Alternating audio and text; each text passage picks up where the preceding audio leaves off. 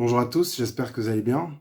Alors aujourd'hui, on va continuer notre réflexion sur Élie, serviteur de l'Éternel.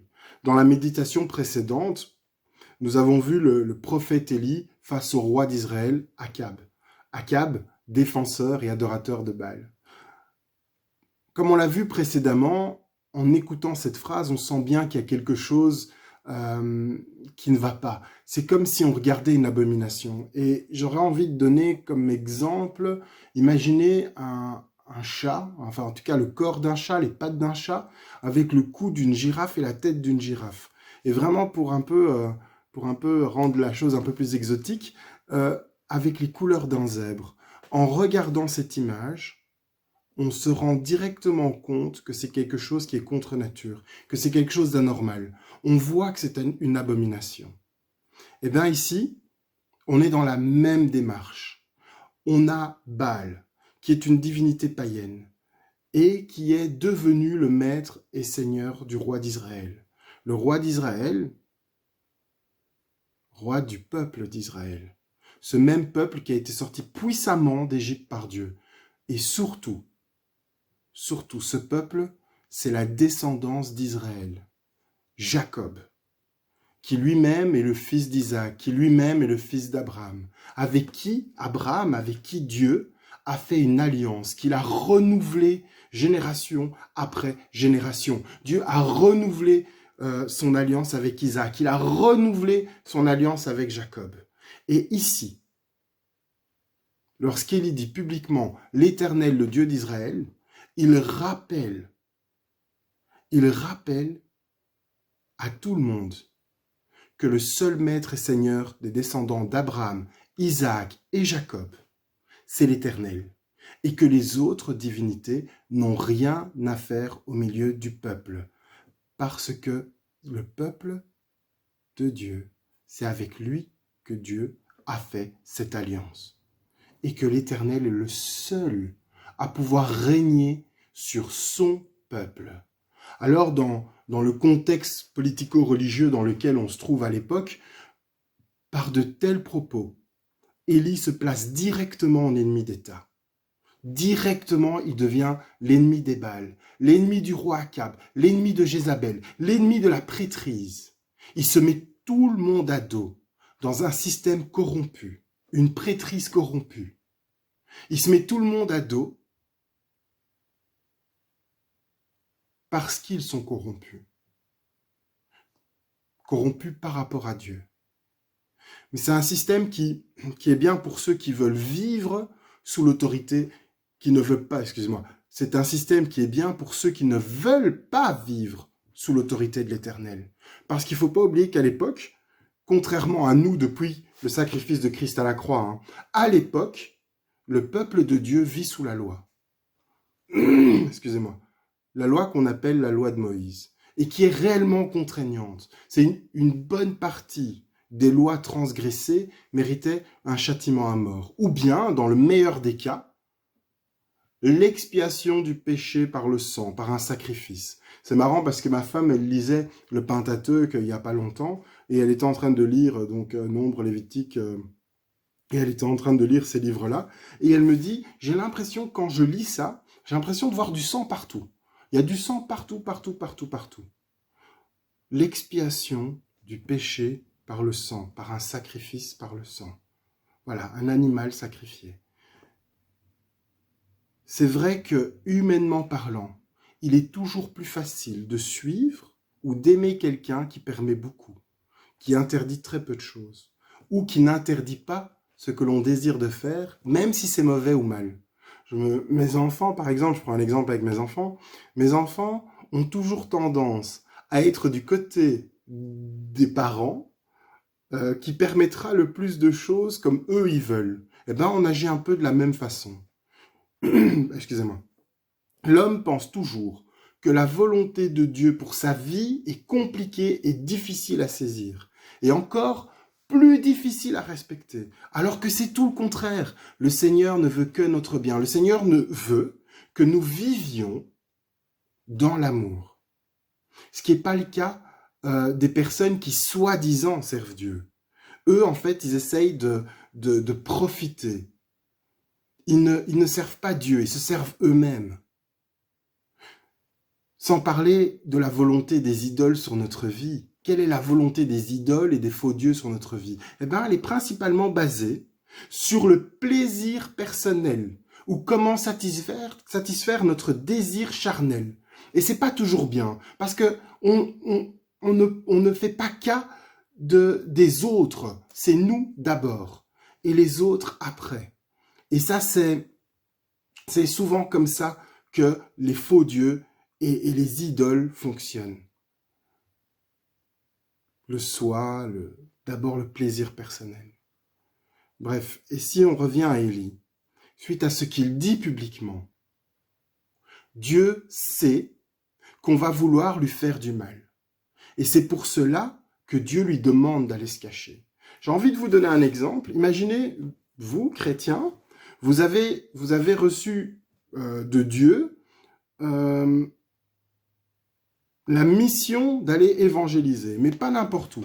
Vous devez aller dans un pays qui arrête, et il y en a encore ici, dans le monde, j'ai pas envie d'en citer, mais il y en a encore aujourd'hui, un pays qui arrête des chrétiens, qui les torture, ou voire même qui les tue. Et Dieu vous demande à vous aujourd'hui, voilà, va là-bas, et va parler, et va annoncer l'évangile. C'est la même chose ce qu'Élie fait. Il est dans un pays hostile à la parole de Dieu, où on veut le tuer. Donc Dieu, il sait qu'à un moment donné, quand le message est délivré, Dieu sait qu'il faut protéger son serviteur. Et là, on se retrouve dans 1 Roi 17, 2, 6. Je lis. Puis la parole de l'Éternel fut adressée à Élie. Pars d'ici en direction de l'est et cache-toi près du torrent de Kérit, qui se trouve en face du Jourdain. Tu boiras de l'eau du torrent, et c'est aux corbeaux que j'ai ordonné de te nourrir là. Élie partit et se conforma à la parole de l'Éternel. Il alla s'installer près du torrent de Kérit, qui se trouve en face du Jourdain. Les corbeaux lui apportaient du pain et de la viande matin et soir, et il buvait de l'eau du torrent. Waouh! Alors, moi, je me suis posé la question de qu'est-ce que je peux apprendre en lisant ces versets. Alors, je vous propose une analyse personnelle. Si on se place du côté des Baals, du roi Akab, de Jézabel, de la prêtrise corrompue, j'extrapole un peu, j'explique mon analyse personnelle. On peut penser que Élie, de leur point de vue, prend la fuite parce qu'il a peur, parce qu'il sait ce qui va lui arriver. Et c'est peut-être ce qui a certainement dû renforcer le sentiment de supériorité et de force des Baals, du roi, de Jézabel, de la prêtrise, en se disant, regarde, il balance son message, et puis il part et il fuit, et on ne le retrouve plus. Mais qu'en est-il du point de vue de Dieu? De comment Élie a vécu ça en tant que serviteur de Dieu? Parce que c'est comme ça qu'Élie se nomme directement. Au verset 1, il dit « serviteur de l'Éternel ». Alors je prends verset par verset. Verset 2, l'écoute. Puis la parole de l'Éternel fut adressée à Élie. Cela peut paraître anodin, mais Dieu parle à Élie. Et quand Dieu parle à Élie, Élie sait que c'est l'Éternel qui lui parle. Il sait que cela n'est pas sa petite voix intérieure ou autre, parce que j'entends souvent des personnes dire oh, « on est plusieurs dans la tête et tout ça ». Non. Élie, il sait que la personne qui est en train de lui parler, c'est Dieu. Il reconnaît, il reconnaît la voix de l'Éternel. Et ça, c'est précieux quand on est dans le ministère. C'est précieux de connaître la voix de Dieu. Et connaître la voix de Dieu, ce n'est pas possible si on ne vit pas dans l'intimité d'une relation avec lui. On doit vivre une relation avec Dieu pour pouvoir reconnaître sa voix. Ça, c'est précieux pour Élie. Il connaît la voix de Dieu, il l'entend. Verset 3. L'ordre. Pars d'ici en direction de l'est et cache-toi près du torrent de Kérit, qui se trouve en face du Jourdain. Élie entend le Seigneur qui lui donne un ordre. Pars d'ici, cache-toi. Parce que Dieu, il veut pas qu'on intente à la vie de son prophète. Alors, il le cache dans un endroit sûr. Pardon. Ce qui est marrant aussi, c'est de savoir que face au roi, quand Élie va face au roi, il sait ce qui se passe. Il sait ce qu'il risque. Il sait qu'il y a des prophètes qui sont arrêtés. Il sait qu'il y a des prophètes qui sont tués. Il le sait. Mais quand Dieu lui dit « va et parle », il y va face au roi. Et ça, pour moi, c'est une grande marque de confiance en Dieu. Un exemple d'obéissance. Il va chez le roi.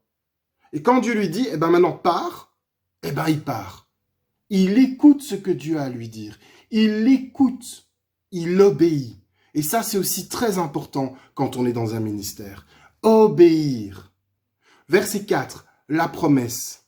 Tu boiras de l'eau, du torrent, et c'est au corbeau que j'ai ordonné de te nourrir là. Dieu promet à Élie de prendre soin de lui. Il lui donne un ordre, il lui donne une mission, mais après il lui dit « ne t'inquiète pas. Je vais te cacher et te protéger, et je vais te donner à boire parce qu'il y a un cours d'eau, et je vais te donner à manger parce que j'ai ordonné, miraculeusement, j'ai ordonné au corbeau de venir te donner à manger, du pain et de la viande. Pas seulement un truc, du pain et de la viande. Dieu montre par là qu'il veille à la sécurité de son prophète, mais qu'il veille aussi à son bien-être physique. Et aussi par là, il montre par cette phrase qu'il a le pouvoir sur toute la création, parce qu'il ordonne au corbeau. Ce qui paraît impossible, c'est miraculeux, c'est encore mieux que Deliveroo. Il va apporter matin et soir de la nourriture à Élie. Et il y a un petit mot qui est aussi important dans cette phrase, c'est de te donner la nourriture là. Ce n'est pas ailleurs que tu dois aller. Le là est très important. Cela n'est pas ici ou ailleurs. Non, non, non, c'est là que tu recevras ma bénédiction. Là, cet endroit précis que je t'ai nommé, c'est là que tu vas recevoir la bénédiction. Pas là où toi t'as choisi. Non, c'est là. Dieu donne un ordre à Élie. Va te cacher là. C'est là où tu seras caché que je te bénirai. Parce que parfois on a tendance à dire, mais tu es sûr Seigneur, attends les corbeaux, attention, non mais... non, non, non, t'as pas compris. Je te dis, c'est là que je vais te bénir. Ce n'est pas ton choix, c'est moi, c'est le choix de Dieu. Là, va là. Et c'est ça que Dieu dit à Élie, c'est là que je te bénirai. Verset 5, l'obéissance. Élie partit et se conforma à la parole de l'Éternel. Il alla s'installer près du torrent de Kérit qui se trouve en face du Jourdain. Élie obéit et fait ce que l'Éternel lui demande, sans se poser de questions. Depuis le début, j'ai l'impression qu'Élie ne se pose pas de questions. Il y va. Dieu dit, Élie fait. C'est pas tout de connaître ou de reconnaître la voix de Dieu, de discerner ou tout ce que vous voulez, ce que Dieu nous demande. Waouh, c'est super, vous savez, ok. Mais après, il faut se mettre en marche, il faut obéir. C'est pas qu'il faut avoir des doutes, non. Quand Dieu te parle, tu reconnais sa voix, il te demande quelque chose, ben fais-le. Fais-le. Élie a toute confiance en l'Éternel. Et c'est pour ça qu'il écoute, parce qu'il sait que Dieu ne veut pas son mal. Il sait que Dieu veut son bien. Il sait que Dieu veut le protéger, que Dieu veut le nourrir, que Dieu veut lui donner à boire. Il le sait. Et c'est cette confiance qu'il a en l'Éternel qui fait que quand l'Éternel lui dit quelque chose, sans hésiter, il le fait. Il est parti devant le roi, il aurait pu mourir. Dieu, il l'a fait. Dieu lui dit maintenant va te cacher là-bas, il le fait. Dieu a dit je vais nourrir les corbeaux, je vais demander aux corbeaux de venir te nourrir, il le fait. Moi je me serais dit mais Seigneur attends les corbeaux, attention, mais, bof, voilà quoi, il y a peut-être de meilleurs moyens de manger, tu vois. Mais non, Élie, il l'a fait. Il l'a fait. Il a une confiance complète en l'Éternel. Il obéit parce qu'il a confiance. Et puis verset 6, on a quoi ? On a l'accomplissement de la promesse. Les corbeaux lui apportaient du pain et de la viande, matin et soir, et il buvait de l'eau du torrent. Dieu fait fait toujours ce qu'il a promis. Contrairement à nous les hommes, Dieu, lui, quand il promet quelque chose, il fait toujours. Alors il y en a certains qui vont dire, oui, mais moi, si Dieu m'a fait une promesse, elle ne s'est pas réalisée. Si Dieu vous a fait une promesse, ne vous inquiétez de rien, elle est en chemin. Si elle n'est pas encore là, elle est en chemin. Il faut juste être patient, elle va arriver. Par contre, il faut faire attention aux fausses promesses, celles que l'on croit venir de Dieu, mais qui viennent soit de nous-mêmes, soit d'un homme, soit de notre propre désir, soit de la corruption. Parce que parfois on veut tellement quelque chose qu'on se persuade que ça vient de Dieu. On veut tellement quelque chose qu'on met nous-mêmes les mots dans la bouche de Dieu et on croit l'entendre. Et c'est pour ça qu'une relation sincère avec Dieu est importante. C'est pour ça qu'il faut vivre une relation journalière avec Dieu, connaître sa parole, lire sa parole. Il faut prier, il faut louer, il faut vivre une relation avec Dieu. Il faut rencontrer Dieu. Comme ça, on connaît sa parole. On reconnaît sa parole. Et quand on reçoit une promesse, on sait qu'elle s'accomplira parce qu'elle vient de Dieu. Une petite parenthèse, je pense souvent à aujourd'hui. C'est vraiment quelque chose qui me... Là, voilà, c'est pas à voir avec Élie, mais aujourd'hui, je regarde parfois le monde chrétien, les croyants, et je me dis qu'il y a un appauvrissement intellectuel. Pas parce que les gens sont un peu plus bêtes, mais parce que j'ai l'impression que on ne va pas lire dans la parole de Dieu. On ne va pas se ressourcer dans la parole de Dieu. Et n'importe qui peut dire n'importe quoi. Et si c'est bien emballé, il n'y a aucun problème. Voilà, j'ai vu des pasteurs de méga church aux États-Unis dire des choses qui vont à l'encontre de nos croyances de base. Et tout le monde applaudit. Voilà, faites attention. Lisez la parole, lisez la Bible. Priez tous les jours. Louez l'Éternel. C'est vraiment important de vivre une relation personnelle dans son intimité. Vraiment. Voilà. Je referme la parenthèse. C'est peut-être un sujet que j'aborderai un autre jour. Ça pourrait être intéressant. Mais j'ai envie de vous dire, moi, ce que j'ai appris au travers de ces versets. C'est d'abord la relation entre Dieu et Élie.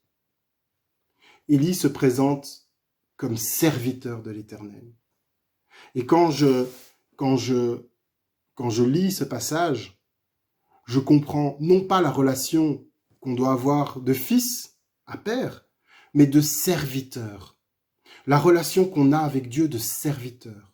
Parce qu'il faut faire une différence entre la relation qu'on a de fils et la relation qu'on a de serviteur. C'est comme si on avait une double condition.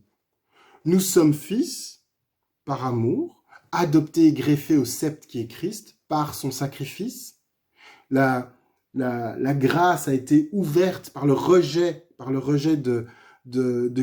rejet d'Israël. Enfin, Israël a rejeté Christ. Par son rejet, la grâce a été ouverte au monde entier. Donc, par Jésus, nous sommes devenus co-héritiers de la grâce. Par son amour, c'est un cadeau. C'est par amour réciproque que nous sommes ses enfants. Mais c'est aussi par amour réciproque que nous voulons le servir. Non pas par obligation, mais par amour. Ce n'est pas parce que on est obligé de le faire qu'on veut servir Dieu. Dieu ne nous oblige pas. Et c'est là que notre condition de serviteur, de disciple, prend place.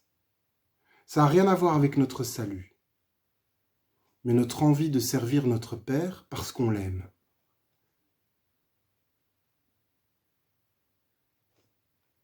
Envie de servir Dieu par amour. Élie, c'était un descendant d'Abraham, Isaac et Jacob. Sa condition d'héritier, elle ne change pas. Quoi qu'il fasse, il restera dans la lignée d'Israël. Par contre, il avait le choix de servir ou non l'Éternel. On ne sert jamais l'Éternel sous la contrainte. Et ça vaut aussi pour nous. Bien sûr, le Seigneur agit toujours envers nous comme un Père aimant. Mais ici, c'est surtout un message d'encouragement pour tous ceux qui veulent servir le Seigneur. À travers ces versets, on nous montre comment vivre le service pour l'Éternel, qui commence toujours par un appel, l'appel de Dieu. Puis l'écoute, reconnaître la voix de Dieu pour entendre ce qu'il a à nous demander. Puis nous donne un ordre, l'ordre de mission. Parce que Dieu donne toujours une direction. Toujours. Avec la promesse de prendre soin de vous pendant son service. Pendant que vous le servez, Dieu prend soin de vous. Et puis c'est à vous d'obéir. Puis l'obéissance, se mettre en marche pour vivre l'accomplissement de la promesse de Dieu dans notre vie. Et puis si on regarde un peu sincèrement dans combien d'étapes Élie intervient, moi j'en vois que 2. Tout le reste c'est Dieu qui agit. Élie, il écoute et il obéit. Dieu lui dit, Élie fait. Il écoute, il obéit. Point final. Et pour moi, c'est un très bon exemple pour nous dans notre vie de service. Nous devons écouter Dieu et lui obéir. Mais je me suis quand même posé une question. Et si Élie n'avait pas écouté et obéi à Dieu, que lui serait-il arrivé? Et ça, je vous le laisse à vous de répondre. Parce que parfois, on se plaint que le Seigneur nous demande de faire quelque chose, puis on se dit, on obéit, et ça n'aboutit pas, ou ça échoue. Et au lieu de se poser les bonnes questions, est-ce que j'ai été fidèle envers Dieu jusqu'au bout? Est-ce que j'ai continué à suivre les instructions de Dieu? Est-ce que j'ai attendu l'appel de Dieu? Est-ce que j'ai attendu une direction? Est-ce que j'ai attendu un nouveau chemin à prendre? Est-ce que j'étais à l'écoute de Dieu? Mais j'ai l'impression que parfois on préfère rejeter ça sur le fait qu'on n'entend plus Dieu, qu'on se sent abandonné par Dieu, par les hommes, etc., etc. On peut se trouver 1000 excuses. Élie est l'exemple parfait de la vie dans le service pour Dieu. Et ça, on va continuer à voir dans la suite du chapitre 17. Un exemple à suivre, mais surtout à accepter. D'ailleurs, sur la suite du récit que nous allons lire, il y a des années, en pleine prédication, la personne qui prêchait s'est arrêtée. Et en parallèle à ce message, que nous allons voir dans la suite du verset 17, en parallèle à ce passage, a prophétisé sur ma vie. Mais ça, c'est pour une prochaine fois. Soyez bénis.